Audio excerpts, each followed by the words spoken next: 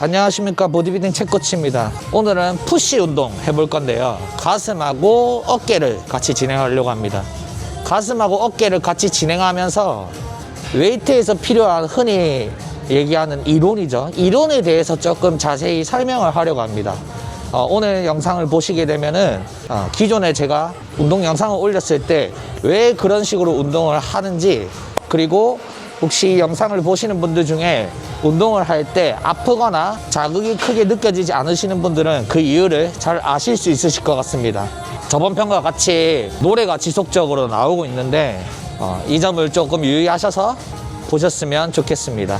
오늘은 푸시 운동을 할 건데, 푸시는 말 그대로 미는 운동입니다. 미는 운동을 할 때는 반드시 개입되는 게, 해머스탱스 머신 같은 경우에는 이렇게 보시게 되면은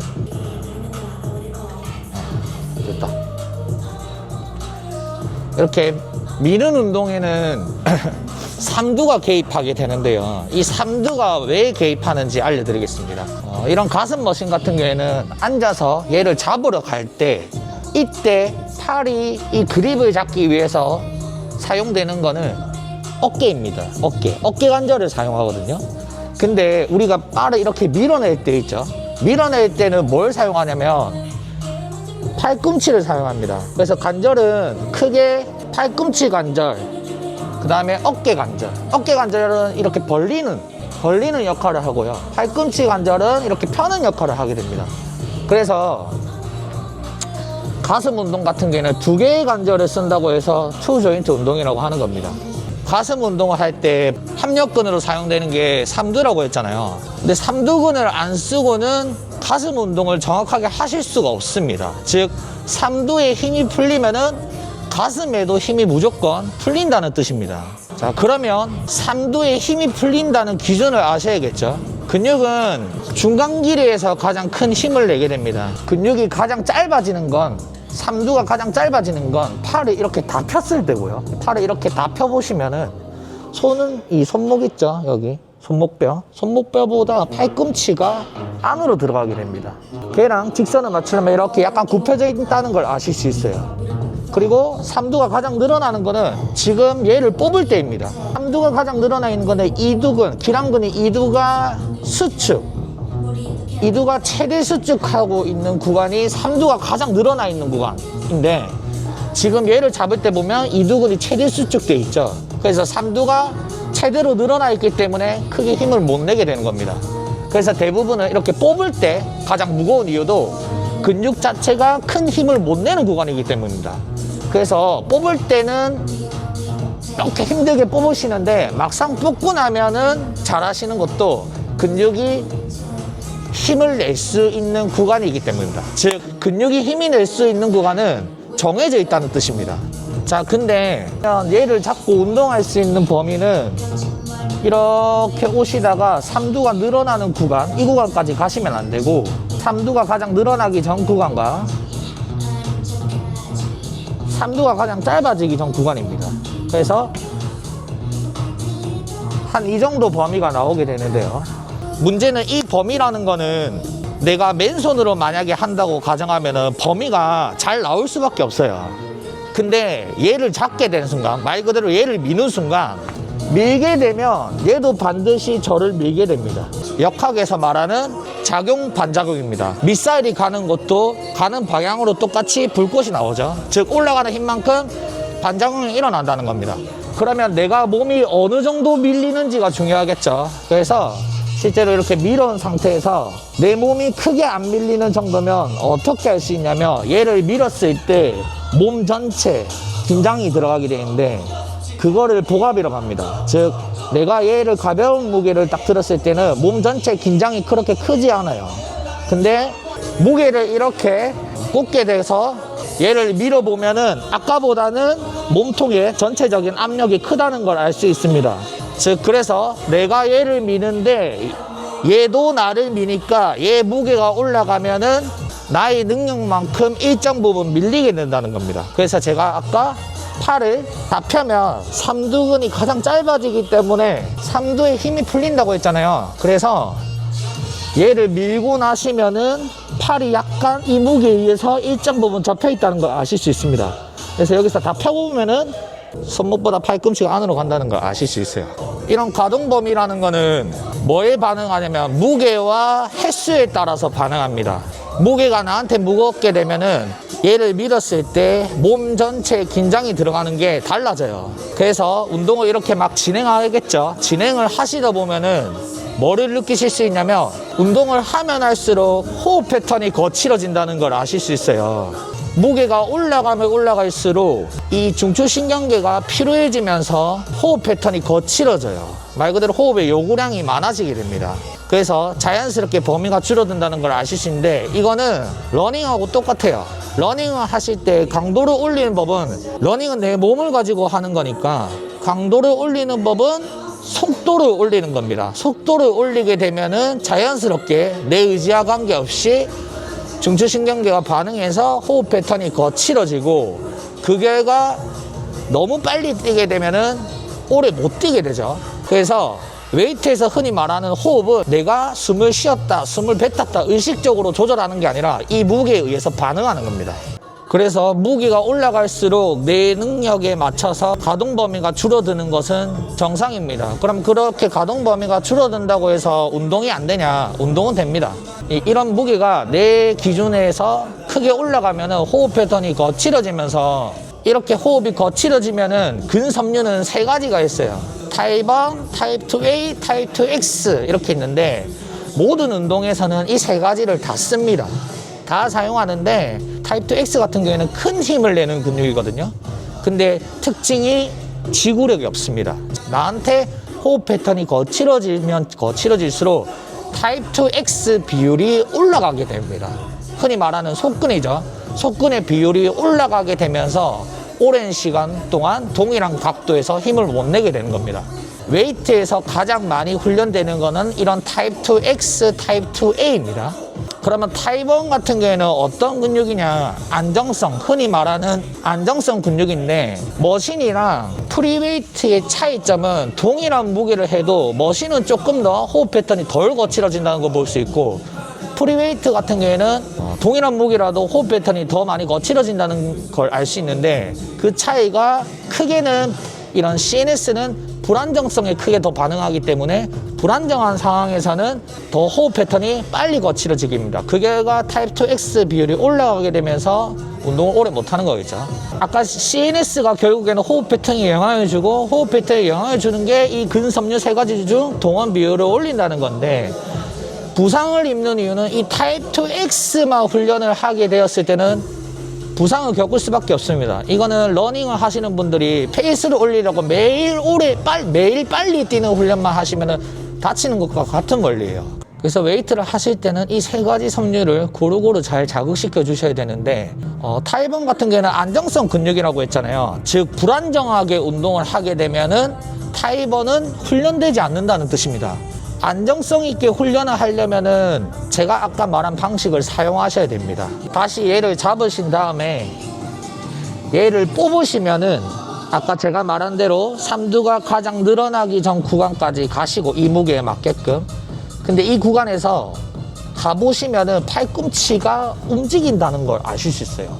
근데 제가 아까 얘를 잡았을 때 얘를 잡을 때 어깨 관절을 쓰고 얘를 밀 때 팔꿈치 관절을 쓴다고 했잖아요.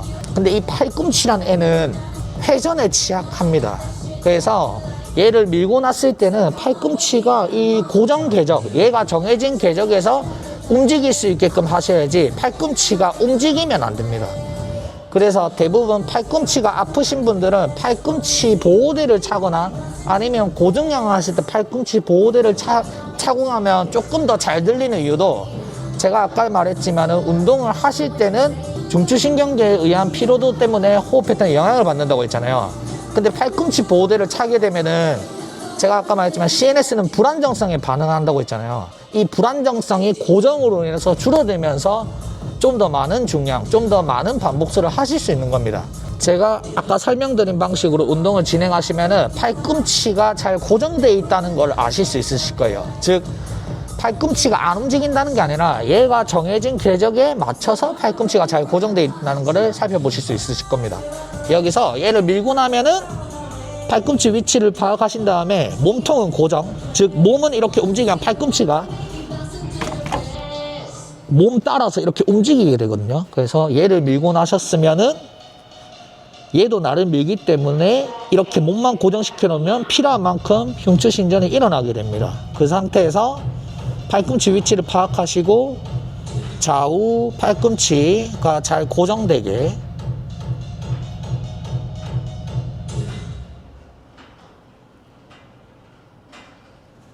가장 늘어난 구간과 가장 짧아진 구간을 잘 체크하셔서 이렇게 운동을 이어나가시면 됩니다.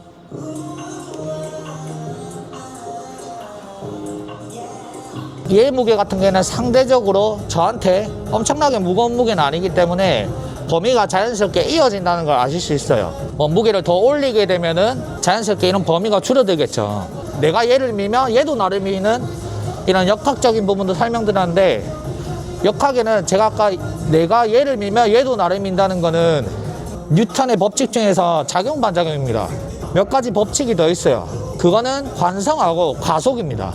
관성이란 건 뭐냐면 물체가 움직이면 계속 움직이려고 하고 고정되어 있으면 계속 고정되어 있으려고 하는 힘을 얘기하는 겁니다. 그래서 관성을 잘 이용한 거는 우리가 해외여행 갈 때 자주 쓰는 캐리어가 대표적인 예입니다. 근데 웨이트 같은 경우에는 얘를 밀면은 이 힘이 바뀌는 구간이 있어요. 즉 단축했을 때 구간, 신장성 수축 구간, 신장성 수축 구간에서 단축하는 구간, 이 구간에서 속도를 제어하지 못하면 이렇게 원판이 돌아버리게 됩니다. 즉 속도를 제어를 못하면 무거워지게 돼요. 몸통이 이렇게 뒤로 밀리게 됩니다. 팔을 이렇게 해보시고 몸통을 움직여 보시면 팔꿈치가 움직인다는 걸 아실 수 있어요.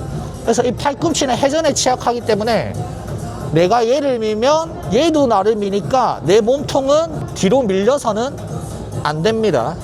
이런 단축과 신장성 구간, 이 구간이 바뀌는 구간에서 이 관성을 캐리어처럼 잘 이용하는 게 아니고 잘 억제를 해주셔야 돼요. 그래서 얘를 미시고 이 바뀌는 구간에서 등적성 아이소메트릭 하신 다음에 미시고 속도를 이렇게 제어해 주셔야 제가 아까 말하는 근섬유 3가지를 다 사용하실 수 있습니다. 그래서 웨이트 하실 때 기본적으로 사용되는 이론은 이런 이론들이 있고요. 제 영상을 보시는 분들 중에 가동 범위를 왜 그렇게 하냐, 가동 범위가 그렇게 해서 운동이 되냐라고 하시는데, 그렇게 말하시는 분들은 뭘 빼놓고 생각하시냐면 가동 범위를 나 혼자 움직일 때 가동 범위를 생각하셔서 그렇습니다. 즉 웨이트라는 거는 반드시 내가 얘를 밀면 이 상대방이 있는 거예요. 그래서 시소랑 동일하다고 생각하시면 됩니다. 이런 머신들은 전부 레버리지 원리라고 생각하시면 되는데, 레버리지라는 거는 결국 시소를 뜻하는 겁니다. 시소를 타면은 축의 기준에서 나와 이 원판 상대가 있는 거죠. 근데 만약에 이 축을 기준으로 이렇게 오게 되면은, 내가 넘어가게 되면은 이 사람은 운동 에너지가 사라지는 겁니다. 이 사람도 마찬가지고. 그래서 웨이트에서 해부학적인 관절의 가동 범위가 중요한 건 맞는데, 거기서 플러스로 고려돼야 될 거는 이 상대가 얼마나 무겁냐, 이게 중요하고, 운동을 하다 보면은 이런 범위가 줄어드는 것도 이 상대의, 말 그대로 내 기준 이 상대의 무게에 의해서 CNS 피로도가 올라가고, 그 결과 호흡 패턴이 거칠어지면서 이런 근섬유 3가지 섬유 중에 동원율이 바뀌고, 그 결과 나한테 너무 무겁게 되면 타입 2X 비율이 올라가게 되면서 가동 범위가 더 짧아지고 큰 힘을 못 내게 된다. 설명은 여기까지 하고 오늘 이어지는 영상을 보시면 편하실 것 같습니다.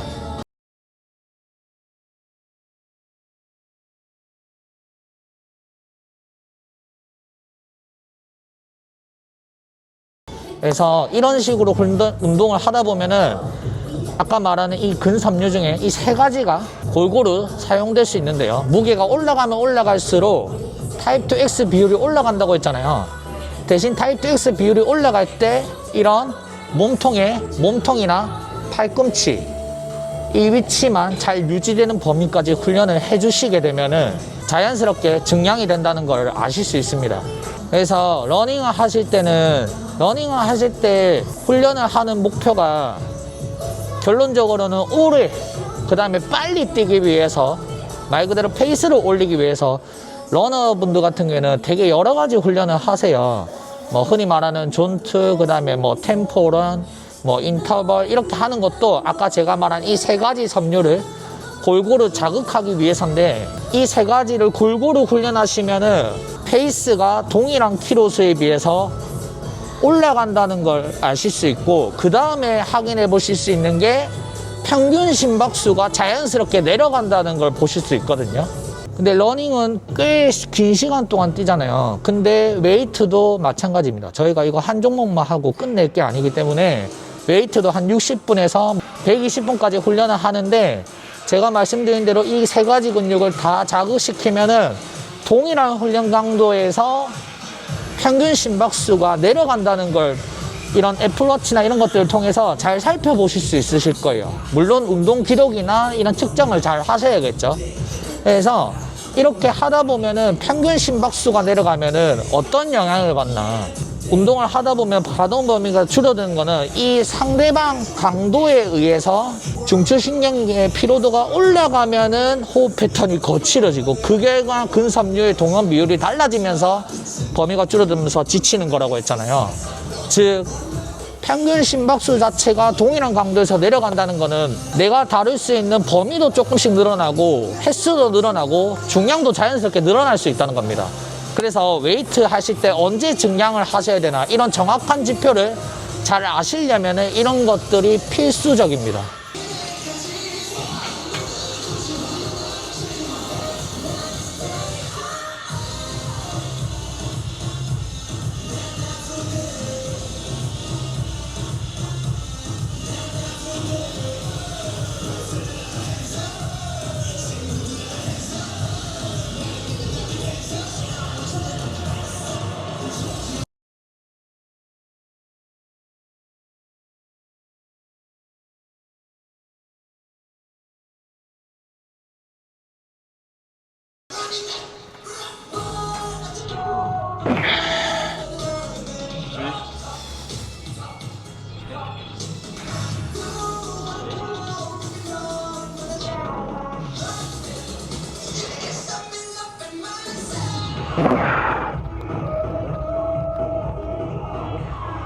자, 그 다음에는 슈퍼 인클라인입니다. 아마 얘를 제일 어려워하실 거예요.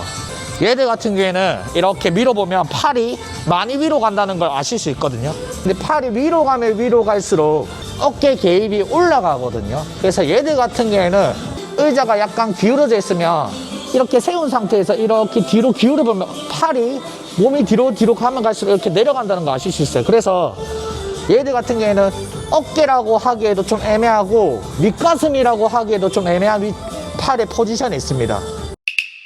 좀 많이 쓰고 싶다. 저 같은 경우에 지금 의자를 낮춰놨죠. 얘를 미시고 뭘 하냐, 고개를 이렇게 뒤로 가시면 팔이 이렇게 내려간다는 걸 보실 수 있거든요. 뭘 하면 되면 고개를 숙이시면 됩니다. 이 상태에서 뭘 하시면 팔꿈치 위치를 인지하신 다음에 팔꿈치가 회전하지 않게 그 범위까지 가시고, 범위를 좀 더 가시면 팔꿈치 움직인다는 걸 아실 수 있어요. 그래서 그 구간까지 미시고 이렇게 또 이렇게 더 짧아지게 되면 회전하게 되어 있죠. 그래서 이 해당 구간을 유지하시면서 고개를 숙이신 상태로 진행하시면 됩니다.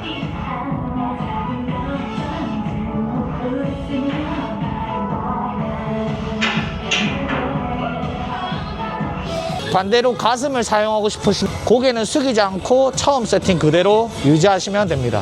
자, 그러면 고개를 얼마만큼 숙이면 되느냐, 얘를 이렇게 미시고 난 다음에 고개를 숙여 보시면 내가 아무리 숙이고 싶어도 더 안 숙여지는 구간이 있어요. 그 구간에 고정시킨 다음에 하시면 됩니다. 마찬가지 팔꿈치가 회전하지 않는 구간까지.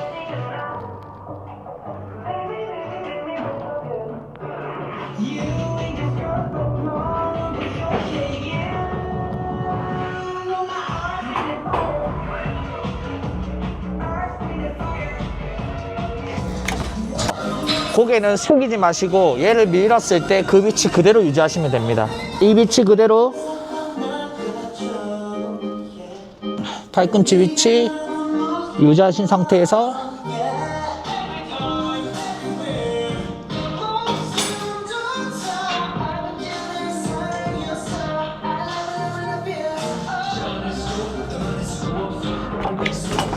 가시면 됩니다. 세 번째는 이제 인클라인 프리벤치 프레스입니다. 궤적이 정해져 있지 않고 자유도가 높기 때문에 아까 제가 CNS는 불안정에 더 크게 반응한다고 했잖아요. 그래서 CNS의 피로도가 머신 웨이트보다는 훨씬 높습니다. 그렇기 때문에 동일한 무게라도 호흡 패턴이 거칠어지고요. 그 결과 더 몸이 힘들다는 것을 아실 수 있으실 겁니다. 얘들 같은 경우에도 삼두가 힘을 낼 수 있는 구간이 정해져 있기 때문에 팔꿈치가 회전하지 않게 그 위치까지 가셔야 됩니다.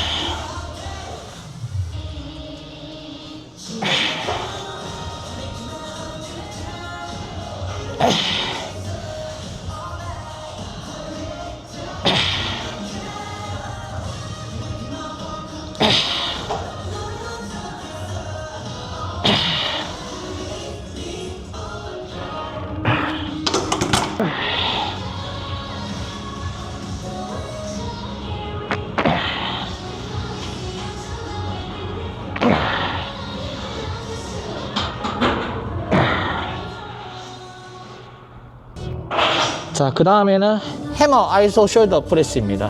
근데 이 해머 아이소 숄더 프레스도 모든 프레스라고 붙는 거는 얘를 잡을 때 어깨 관절이 가는 거고 팔꿈치는 접고 펴지기 때문에 얘도 마찬가지로 삼두가 협력근으로 작용합니다. 그래서 의자 시트 같은 경우에는 앉아서 기대게끔 만들어져 있잖아요. 그리고 이 시트만큼 중요한 게 그립 위치입니다. 그립 각도예요. 그래서 얘들 같은 경우에는 누우면 이렇게 받쳐지게 돼 있는데 각도가 바벨처럼 이렇게 일직선이 아니라 약간 이렇게 받쳐지게 돼 있습니다. 어깨 개입을 높이시고 싶다면은 너무 이렇게 기대시면 안 됩니다. 여기 바로 옆에 보시면은 아스널 스트렝스 머신 있잖아요. 근데 이 머신 써보신 분들은 아마 아실 거예요. 예, 무게감이 상당하거든요. 얘들 같은 경우에는 이 아이소 숄더 프레스랑 다르게 각도를 보시면은 완전 직각입니다. 직각이기 때문에 뒤로 애초에 기울어질 수가 없어요. 아스널 스탠스는 얘보다 훨씬 더 많이 세워져 있기 때문에 동일한 무게라도 더 무겁게 되는 겁니다. 그래서 얘들 같은 경우에도 똑같습니다. 이 간성, 얘 속도를 잘 제어해 주셔야 돼요. 가속이 붙지 않게. 그래서 이렇게 미신 다음에 팔꿈치 위치랑 세팅하신 다음에 원판이 이렇게 던지면 이렇게 원판이 움직이려고 해요. 그래서 움직이지 않게 제어하시고 미시고 제어하시고 미시고 제어하시고 미시다가 고개 이렇게 뒤로 기울어 보면 팔이 약간 내려가면서 좀 더 밀기 쉽다는 걸 아실 수 있어요. 그래서 숄더 프레스 같은 경우에는 어깨 개입을 높이시려면 이런 방식을 사용하시면 됩니다.